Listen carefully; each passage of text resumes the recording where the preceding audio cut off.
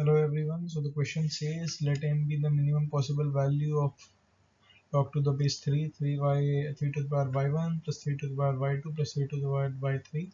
That y1, y2, y3 are real numbers for which sum of all three is 9. So let m be the maximum possible values of log to the base 3 x1 plus x2 plus x3, where x1, x2, x3 are all positive real numbers for which x1, x2, x3 again is equal to 9. So then what's the value of log to the base 2 m cube plus log to the base 3 capital M square? So we need to find the value of this.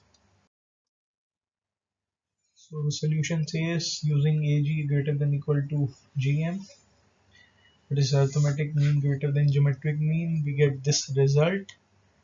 And comparing both the sides and doing some rearrangements, we get 3 to the power y1 plus 3 to the power y2 plus 3 to the power y3 is greater than equal to 81. So m is equal to log to the base 3 81 is which is equal to log to the base 3 e to the power 4, which means this 4 will come out here.